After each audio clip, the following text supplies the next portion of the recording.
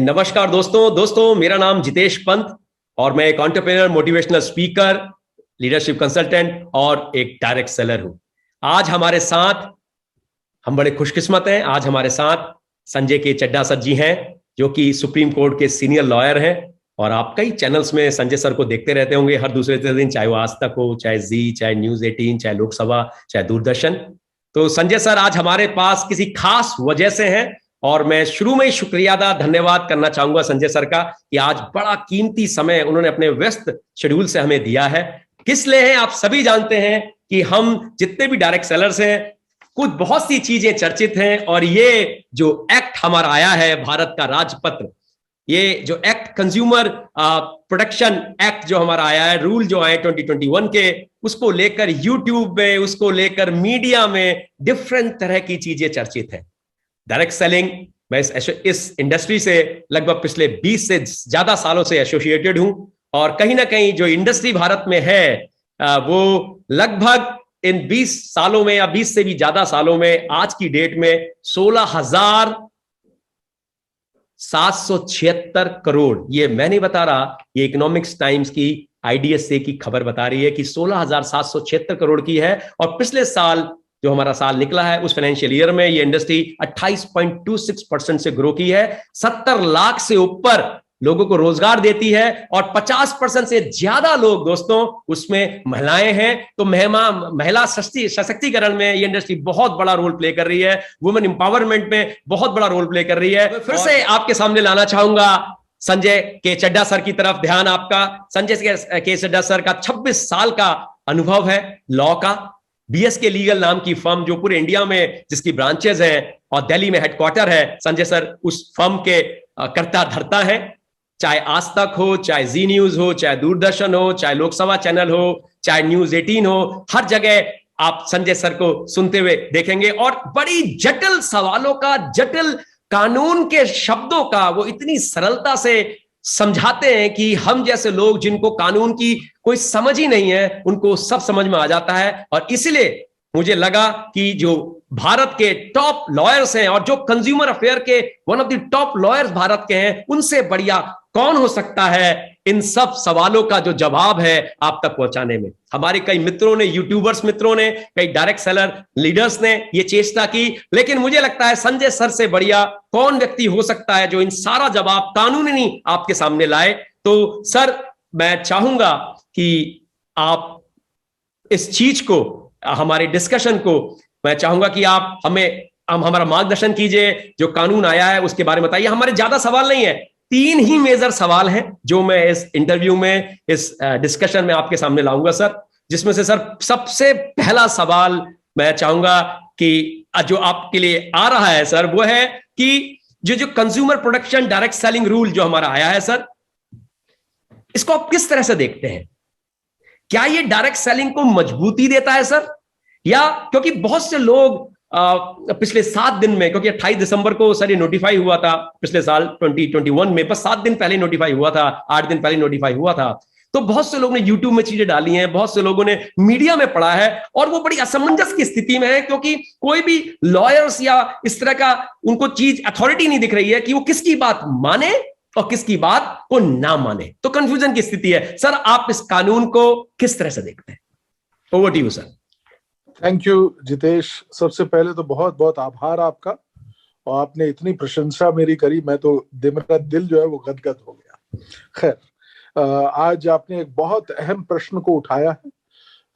Consumer protection direct selling rules 2021 में आए, 7-8 दिन पहले आए, और आपका पहला सवाल है कि इससे क्या होगा। देखिए, कोई भी कानून क्यों बनता है? कानून का उद्देश्य होता है उस पर्टिकुलर सेक्टर में पारदर्शिता को लाना, एफिशिएंसी को लाना, अकाउंटेबिलिटी को लाना, ये तमाम ऑब्जेक्टिव होते हैं। और किसी भी क्षेत्र में अगर पारदर्शिता हो, अकाउंटेबिलिटी हो, एफिशिएंसी हो, तो क्या होगा? मुझे लगता है वो पॉजिटिव होगा।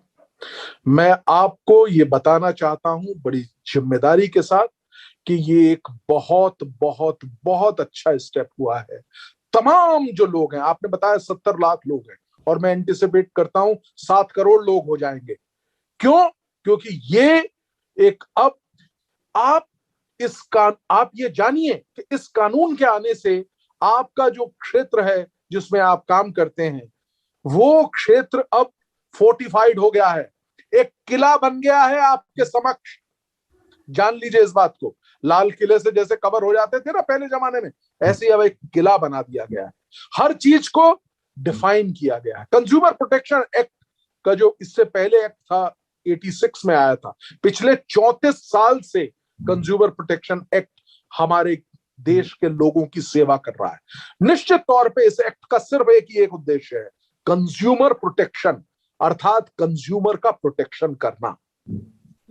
यहां पे ये जो डायरेक्ट सेलिंग है, क्योंकि ये दो चीजों से गवर्न होती है। सबसे बड़ी बात देख लीजिए, कंज्यूमर प्रोटेक्शन एक्ट से जो चीज भी इन्वॉल्व है वो दो चीजों को ही लेके चलेगा, तीसरी चीज नहीं है। ये बहुत अहम है क्योंकि लोग कंफ्यूज हो रहे हैं तीसरी चीज से, मैं आऊंगा उसको। दो वो कौन कौन सी चीजें हैं जितेश? पहली चीज है गुड्स और दूसरी चीज है सर्विसेज। सिर्फ गुड्स और सर्विसेज में जो ये डायरेक्ट सेलिंग में लोग इन्वॉल्व हैं, सिर्फ और सिर्फ उनको ये गवर्न करता है। लोग जो कंफ्यूज हो रहे हैं, मैं उसको अभी बताता हूं वो क्यों हो रहे हैं कंफ्यूज। क्योंकि उनको लग रहा है कि ये फाइनेंशियल जो ट्रांजैक्शंस हैं, जहां पे आप रुपया जमा करते हैं और वहां से रिटर्न मिलता है, क्या वो भी इसमें कवर्ड है? मेरा जवाब है बिल्कुल नहीं।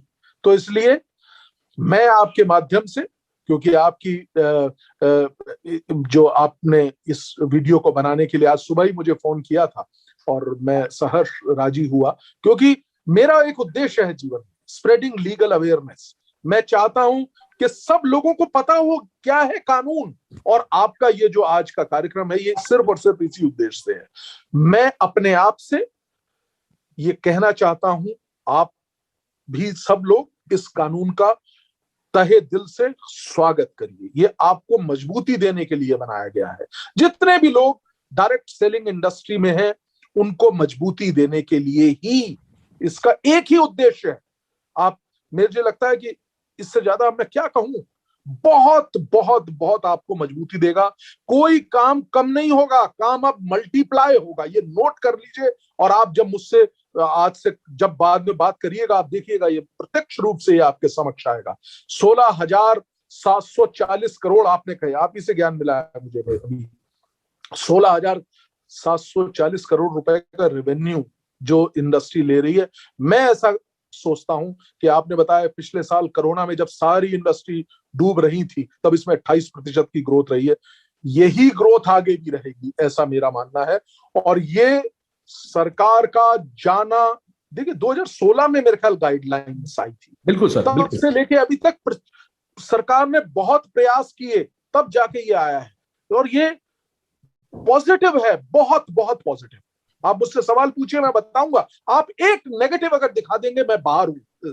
मैं आपसे चैलेंज देता हूं, आप मुझे एक भी नेगेटिव इसका दिखा दीजिए। सर आपका जो आप जिस तरह से मार्गदर्शन करें सर, जबरदस्त है। लेकिन हमारे श्रोतागण कुछ एरिया में जरूर जाना चाहते हैं। एक बात तो हमें समझ में आ गई सर कि ये हमारी इंडस्ट्री को मजबूती देगा। बहुत से लोग जो अब कह रहे थे कि डायरेक्ट सेलिंग इंडस्ट्री तो खत्म हो गई, बंद हो जाएगी, मुझे लगता है उनके लिए क्लियर संदेश है कि ये एक्ट का हमारी इंडस्ट्री को चौगुनी ग्रोथ, 5 गुनी ग्रोथ देने वाला है। और यहीं पे सर मैं एक चीज और कनेक्ट करूंगा, जो केपीएमजी और फिक्की की हमारी रिपोर्ट थी 2015-16 की, उसमें दर्शाया है उन लोगों ने, ये मैं नहीं बोल रहा हूं, ये एनालिस्ट फर्म बोली जो वर्ल्ड की टॉप 4 फर्म्स में केपीएमजी आती है कि ये 64,500 करोड़ की इंडस्ट्री सर 2025 में होगी। तो आत्मनिर्भर भारत, और जो हम कह रहे हैं 2025 तक 65 करोड़ लोग हमारे 25 साल से कम उम्र के होंगे, युवा होंगे, तो उनके लिए तो जबरदस्त प्लेटफॉर्म साबित हो सकता है आपके माध्यम से, जो मैं समझ पा रहा हूं सर। बिल्कुल आपने सही कहा जितेश। मैं सब चीज एक मिनट के लिए रोकता हूं इस कार्यक्रम को। मैं आपसे एक बात पूछता हूं। आप, मुझे याद है आप हंसराज कॉलेज में पढ़ते थे, मुझे याद है आप दिल्ली यूनिवर्सिटी के टॉपर थे, आपने एमबीए किया, उसके बाद 1 साल 2 साल 3 साल नहीं 15 साल आपने विदेश में करोड़ों रुपए कमाए और अच्छी अच्छी पोस्ट पे आप रहे। आपने अमेरिका, न जाने कितने देशों में आपने रहे। आप चाहते तो आप वहीं रहते और ग्रोथ करते, लेकिन आपने आज से 3-4 साल पहले ये निर्णय लिया। मुझे इस चीज की जानकारी है, तभी मैंने कहा। मैं बहुत आपका उदाहरण अपने आप में एक महान उदाहरण है। आप जैसे जो इतने ज्यादा विद्वान व्यक्ति जब इस क्षेत्र में आ रहे हैं, तो ये तो हर व्यक्ति के लिए खुला हुआ क्षेत्र है। मैं आपको बताना चाहता हूं, मैं आपका उदाहरण, मुझे माफ कीजिएगा, मुझे देना चाहिए था कि नहीं मुझे मालूम नहीं है, लेकिन ये एक साक्षात उदाहरण है सबके समक्ष। आप लोग, ये इंस्पिरेशन है आप, मैं जानता हूं, और इस बात को बड़े जिम्मेदारी से मैं कह रहा हूं। Thank you so much Sanjay sir, ये तो आपका बड़प्पन है। लेकिन हाँ, मैं दिल्ली यूनिवर्सिटी का पढ़ा हूँ और टॉपर भी रहा हूँ, और नेशनल इंस्टीट्यूट ऑफ टेक्नोलॉजी से मैंने एमसीए किया है, और कहीं ना कहीं 4 देशों में, इंग्लैंड, स्कॉटलैंड, जापान और अमेरिका में रह के काम किया है। तो अग्रिम कंपनियों में, दुनिया की टॉप नॉच 500 फॉर्च्यून कंपनी में काम किया है, और पिछले 4 साल से मैं एक डायरेक्ट सेलर हूँ पेशे से। देखिए मैं भी अपनी रिसर्च करके आता हूं। बहुत बहुत धन्यवाद, बहुत बहुत धन्यवाद सर, ये मेरे को इंट्रोड्यूस करने के लिए बहुत बहुत धन्यवाद सर। लेकिन हमारा दूसरा सवाल बहुत महत्वपूर्ण सर, वो सवाल है कि पिरामिड स्कीम की जो डेफिनेशन यहां पे दी गई है, मैं आपको दिखाता हूं, मैंने इसको मार्क किया हुआ है। पिरामिड स्कीम पेज नंबर 10 पे सर पिरामिड स्कीम की डेफिनेशन उन्होंने दी हुई है। और अगर इस डेफिनेशन को अगर हम देखेंगे, और कहीं ना कहीं हमारे पास गाइडलाइन है, और गाइडलाइन जो 2016 की वहां पे देखेंगे, तो आप देखेंगे कि पेज नंबर 2 पे डेफिनेशन 11 में गाइडलाइन, और उसके बाद सर ये क्लॉज पूरे समझा रखे हैं। अगर मैं दिखाऊं आपको तो पूरे के पूरे क्लॉज समझा रखे हैं। अब एक अलग ही तरह का कंफ्यूजन क्रिएट हो गया है, क्योंकि एक्ट में उस चीज का छोटा सा पार्ट डाला है, और लोग को लगा कि अब पिरामिड स्कीम वाली चीजें नहीं हो पाएंगी, और सारी डायरेक्ट सेलिंग पिरामिड स्कीम है। तो आप इसको कैसे जोड़ के बताते हैं कि ये 2016 की गाइडलाइन में जो लिखा है और जो एक्ट में लिखा है, क्या हम इसको जोड़ के एक चीज को समझें? मैं आपके माध्यम से जानना चाहता हूं कि प्लीज इसको थोड़ा क्लैरिफाई कीजिए। ये पिरामिड स्कीम सबका खोपड़ी घुमाए हुए है सर, तो आपके माध्यम से क्लैरिटी मिलेगी। लोग बिल्कुल मुझे समझ नहीं आता ये कंफ्यूजन क्यों हो रहा है। देखिए, क्या वो जो गाइडलाइन 2016 की थी, क्या उनको निरस्त कर दिया गया है? जवाब है नहीं, वो एग्जिस्ट कर रही है, वो गाइडलाइंस हैं। जब ये कानून, वो कानून है, और वही गाइडलाइन को आगे बढ़ाया गया है। वो जो आपके शब्दों में अगर कहूं कि जोड़ के पढ़ा जा सकता है, तो जवाब मेरा है हाँ, बिल्कुल पढ़ा जा सकता है। कहां पे कंफ्यूजन है, मुझे यही समझ नहीं आ रहा। जो स्थिति थी वो स्थिति ही रहेगी। और ऐसे व्यक्ति जिन्होंने ये बात कही है कि अब ये स्कीम्स बंद हो जाएंगी, ऐसे व्यक्ति जिन्होंने ये कहा है कि अब ये जो कंपनियां हैं भारत में जो कि 16-17 हजार करोड़ रुपए कमाती थी, अब इनका भविष्य शून्य है, मुझे लगता है या तो उनको लॉ का ज्ञान नहीं है, या फिर उन्होंने बिल्कुल तैयारी नहीं की और वो बड़े गलत बयानी कर रहे हैं। ऐसा बिल्कुल नहीं है जितेश जी। ये एक कानून सरकार द्वारा पास किया गया कानून है, जो आपको परिपक्वता देता है, मल्टी लेयर्ड नेटवर्किंग की बात करता है, बड़े स्पष्ट शब्दों में, बहुत स्पष्ट तरीके से कहा है। बिल्कुल ये घबराने की बात है कुछ लोगों के लिए, वो भी मैं बताता हूं। ऐसे लोग जो कस्टमर्स की केयर नहीं करते, ऐसे लोग जो अपने एम्प्लॉइज, ऐसे लोग का मतलब ऐसी कंपनियां जो अपने एम्प्लॉइज की कोई कद्र नहीं करते, उनके साथ धोखाधड़ी करके पैसा कमाने का प्रयास करते हैं, ऐसे कंपनियां जो कि सही सेवाएं या गुड्स नहीं देते, उनके लिए ये गलत है। और आपको 90 दिन का समय दिया गया, किसी की अगर कहीं पे भी कोई कमी है उसको भर लीजिए, अन्यथा अब ऐसे व्यक्तियों के लिए या ऐसी कंपनियों के लिए ये जरूर एक तमाचा है। और बाकी तो जो लोग इस क्षेत्र में काम कर रहे हैं, जो सेवाएं दे रहे हैं, जो अच्छा सामान बेच रहे हैं, जिनके सामान की बहुत मांग है, उनके लिए तो ये पॉजिटिव पॉजिटिव पॉजिटिव, कहीं पे नेगेटिव है ही नहीं। Thank you so much sir, आपने बड़ी ही सरल, मैंने बताया ना श्रोताओं, मैं कह रहा था ना कि संजय सर बात को इतनी सरलता से समझाएंगे कि हम में से सबको ये बात समझ में आएगी। मुझे लगता है आपको क्लियर हो गया होगा कि 2016 की गाइडलाइन और कानून जो हमारा आया है ये 28 दिसंबर को, इनको जोड़ के देखने की जरूरत है।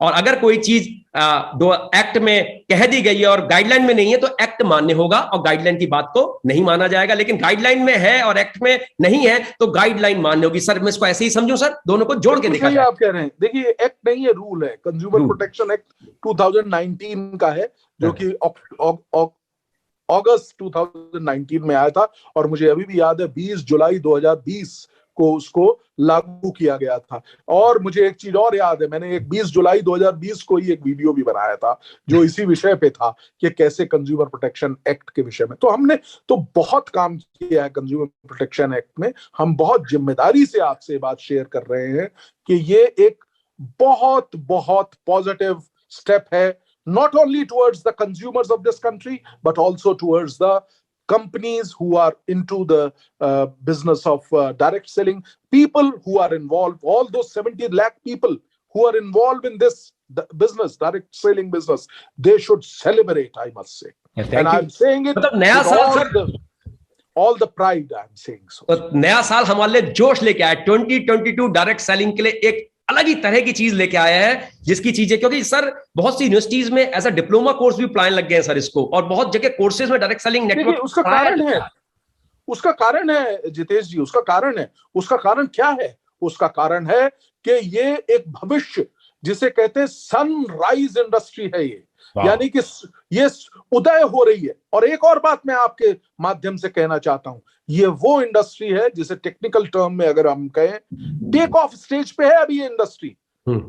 आप इसका मतलब समझे, यानी कि अभी तो विमान उड़ने की स्थिति में है, टेक ऑफ कर रहा है। आगे तो भविष्य बहुत बहुत उज्जवल है, और इस तरह के कानूनों के आने से सुदृढ़ता मिलेगी इस इंडस्ट्री को, मैं आपके माध्यम से कह रहा हूं। बिल्कुल सही सर। मैं ट्विटर के दो चीज का जिक्र करूंगा। एक 14 अक्टूबर 2021 का हमारे फाइनेंस मिनिस्टर जी का ट्वीट किया हुआ है कि इस इंडस्ट्री के बारे में अमेरिका में वो ग्लोबल सीए, एक डायरेक्ट सेलिंग इंडस्ट्री के ग्लोबल सीईओ से मुलाकात की है, और उन्होंने अपने ट्विटर हैंडल में इसको डाला डायरेक्ट सेलिंग को। और उसके बाद सर 21 दिसंबर 2021 में अमिताभ कांत जी ने ट्वीट किया उसी चीज पे। तो ये चीज दर्शा रही है कि देश इसको बड़ा पॉजिटिव देख रहा है, गवर्नमेंट इसको बड़ा पॉजिटिव देख रहा है। इतने बड़े बड़े लोग के ट्वीट्स हैं, तो कहीं ना कहीं तो आगे जाने वाली चीज है। और इसमें कई लोग के सर डायरेक्ट सेलिंग को, क्योंकि मैं डायरेक्ट सेलिंग को पिछले 20 साल से देख रहा हूं, तो कुछ लोग कहते हैं सर 2 लाख का जो प्लान होता है या 3 लाख का प्लान होता है वो पिरामिड स्कीम होती है। तो उनके लिए सर मैं कहना चाहता हूं इस मंच से कि इस कानून में डायरेक्ट सेलिंग मॉडल का सर बिल्कुल जिक्र किया गया। अगर आप देखेंगे सर एप्लीकेशन में साफ लिखा है सर कि all model of direct selling, कहीं 2 लाख 3 लाख 5 लाख जनरेशन प्लान की बात नहीं की है। बस सारी ही चीजें मान्य है अगर वो इसको फॉलो करती हैं। लेगो का कोई लेना देना ही नहीं है इन चीजों से। ये भी हमारी भ्रांति है जो लोगों के है, क्योंकि इस कहते हैं क्षेत्र में अलग अलग तरह के लोग जिनको कानून की इतनी समझ नहीं है, वो अपने हिसाब से ही कुछ ना कुछ कह देते हैं और एक कंफ्यूजन की स्थिति पैदा हो जाती है। बहुत बहुत धन्यवाद। अब आखिरी सवाल मेरा सर वो आपसे है, और इसके साथ वो सवाल है सर कि जीएसटी, एक सवाल आता है जहां पे लिखा है, मेंशन किया है कि कुछ लोग यूट्यूबर्स या कुछ लोगों ने जिक्र किया कि जीएसटी अब सबको लेना पड़ेगा। जहां तक मैं जानता हूं, क्योंकि मैं भी डायरेक्ट सेलिंग से एसोसिएटेड हूं, 20 लाख से ऊपर का जब हमारा इंसेंटिव कमीशन बनता है तो हम जीएसटी लेते हैं। मेरे पास अपना जीएसटी का नंबर है, लेकिन वो क्योंकि मैं 20 लाख से ऊपर साल का सालाना अर्न करता हूं, इसलिए मेरे पास जीएसटी का नंबर है। तो क्या सर ये ऐसा ही रहेगा थ्रेशोल्ड, या जो लोग कह रहे हैं कि अब सबको लेना पड़ेगा, प्लीज इसमें थोड़ा सा प्रकाश डालिए सर। देखिए, फिर वही कंफ्यूजन क्यों पैदा किया जा रहा है? कोई भी व्यक्ति, ये हर व्यक्ति जानता है जीएसटी का एक टर्नओवर पे बेस्ड करती है जीएसटी। थ्रेशोल्ड दिया गया, कानून का प्रोविजन है। इस नियम से कोई जीएसटी थोड़ी बदल जाएगा। जीएसटी का तो कानून यही है कि एक पर्टिकुलर थ्रेशोल्ड है, उस थ्रेशोल्ड को अगर आप मीट आउट करते हैं तो आपको जीएसटी लेना पड़ता है। मेरा सवाल का जवाब सिर्फ इतना ही है, अर्थात मुझे वो अमाउंट नहीं मालूम है, अगर वो 20 लाख है तो 20 लाख। अगर मैं आपके माध्यम से पुनः बताता हूं बड़े स्पष्ट शब्दों में, जीएसटी तभी लेना पड़ेगा जब आप उस थ्रेशहोल्ड को, अर्थात उस बिंदु को, अपनी आय के उस बिंदु को तक पहुंच जाएंगे। उसके बाद, अरे भाई, इसका एक और उदाहरण देने का प्रयास करता हूं। आप जानते हैं कि अगर 3 लाख की सीमा है, अगर 3 लाख से ऊपर आपका अर्निंग्स है, तभी आप टैक्स देते हैं। भारत के सिर्फ 3% लोग इनकम टैक्स देते हैं, किसान बचे हुए और ऐसे व्यक्ति जिनकी आयु, जिनकी अर्निंग 3 लाख से कम है, वो टैक्स नहीं देते। तो थ्रेशहोल्ड 3 लाख बना हुआ है। ऐसे ही जीएसटी में भी थ्रेशहोल्ड बना हुआ है। वो थ्रेशहोल्ड जब आप मीट आउट करेंगे, उतना ट्रांजैक्शन करते हैं, तभी तो आप जीएसटी के काबिल बनेंगे देने के। ये तो, इसमें इस कानून का कोई लेना देना नहीं है। इसमें सिर्फ और सिर्फ जीएसटी कानून जो है उसको जानने की आवश्यकता है, और वो बड़ा स्पष्ट है, जबकि मैं जीएसटी का इतना बड़ा कोई ज्ञाता नहीं हूं, लेकिन ये तो संभवतः सभी व्यक्ति जानते हैं। Thank you so much sir. 3 ही हमारे ज्वलनशील प्रश्न थे जो इंडस्ट्री के एस्पायरिंग एंटरप्रेन्योर, क्योंकि ये इंडस्ट्री जितना मैं समझ पाया हूं सर पिछले 20 सालों में, अपने अनुभव से, अपने इंटरनेशनल एक्सपोजर से, खुद अपनी आईटी कंपनी चलाने के अनुभव से, कि इससे बढ़िया इंडस्ट्री, इससे पावरफुल प्लेटफॉर्म एक ऐसे व्यक्ति के लिए जिनके पास पैसों का इतना जमा पूंजी नहीं है, लेकिन विश्वास है, सपने हैं और कुछ करना चाहते हैं, ऐसे लोगों के लिए ये इंडस्ट्री तो एक ऐसी चीज है सर कि जो बहुत बड़ा उनका ड्रीम, जो भी सपना वो लेते हैं इस इंडस्ट्री के माध्यम से, वो उसको पूरा कर सकते हैं। ऐसा मैं इसलिए कह पा रहा हूं सर क्योंकि 165 देशों में मैंने देखा है जहां जहां ये इंडस्ट्री बड़े रूप में काम कर रही है, कई बिलियन डॉलर की इंडस्ट्री है, 3-3, 4-4 साल में वो लोग के जीवन के सपने उनको पूरे होने शुरू देते हैं। और सर मैं तो कहता हूं 1000 दिन की जर्नी है, 1000 दिन की जर्नी जब इस इंडस्ट्री में कोई करता है और सिस्टम को फॉलो करता है, अपने दिमाग को साइड में रखता है, तो इसमें कामयाबी की छींटें उसको महसूस होने शुरू हो जाती हैं। तो मैं आपका बहुत धन्यवाद करना चाहूंगा संजय सर आपका, और मैं आपकी ये समय और भी विषयों में, क्योंकि और भी सवाल जवाब सर हमारे श्रोताओं के आ सकते हैं और हमारी इंडस्ट्री के लीडर्स के आ सकते हैं, तो मैं आपको शायद भविष्य में और भी तकलीफ दूं, और आपसे बढ़िया कौन बता पाएगा। इतनी सरल भाषा में आपने तीनों ही सवालों का सर जवाब दे दिया। Thank you so much. और अगर फाइनली आप कुछ कहना चाहते हैं श्रोताओं से तो मैं सिर्फ ये कहना चाहूंगा जितेश, मैं आपका उदाहरण देखता हूं और निश्चित तौर पे एक प्रगतिशील व्यक्ति हैं आप, बहुत अच्छी आपने काम किया है, और जो लोगों के लिए एक, मुझे ऐसा लगता है कि कई लोगों के लिए आप जिसे कहते हैं ना इंस्पिरेशन है। अगर ये लॉ नहीं आता तो सिस्टम लचर रहता। मैं आपसे बहुत सही बात कह रहा हूं। इस लॉ के आने से इस इंडस्ट्री में परिपक्वता आएगी, मजबूती आएगी। आप तमाम जितने भी लोग इसमें इन्वॉल्व हैं, विश्वास कीजिए, मुझे मालूम नहीं है विश्वास का अभाव क्यों आया, लेकिन मैं पुनः आपसे कह रहा हूं कि ये एक बहुत महत्वपूर्ण लॉ है, और लॉ पॉजिटिविटी के साथ देखिए इसको। इसमें एक भी, आपको मैं चैलेंज देता हूं, आप एक भी नेगेटिव पॉइंट अगर आपके जहन में आता है, आप जिससे भी पूछेंगे वो कहेगा ये नहीं है, वो नहीं है, कोई भी नेगेटिव पॉइंट स्पेसिफिकली बताए तो मुझसे आप पूछिएगा। मैं आपसे बड़े स्पष्ट शब्दों में कह रहा हूं, इसमें बिल्कुल नेगेटिविटी नहीं है, और ये आपकी ग्रोथ, आपकी प्रगति के लिए ही बनाया गया कानून है। धन्यवाद। Thank you so much Sanjay sir, thank you so much आप समय देने के लिए सर, आपने हमको समय दिया। और दोस्तों मैं यही कहना चाहूंगा, आप सवाल जवाब कमेंट सेक्शन में डाल सकते हैं। संजय सर का यूट्यूब चैनल है BSK लीगल के नाम से, आप गूगल में मारेंगे तो संजय सर के बारे में आपको सब दिख जाएगा कि कहां संजय सर ने अपना कीमती समय दिया। आप सब भी श्रोतागण भी जरूर अप्रिशिएट करेंगे। मैं सब श्रोतागण की तरफ से आपको आज समय निकालने के लिए और इंडस्ट्री के लिए, जब हमारे 6-7 दिन 8 दिन से कानून का आए हुए हैं, उसमें क्लियरिटी देने के लिए सर आपका तहे दिल से धन्यवाद देना चाहूंगा। Once again from core of my heart, thank you so much. Thank you so much sir. Thank you Jitesh, thank you, and all the best to you and everybody who is involved in this business. Thank you so much. Thank you.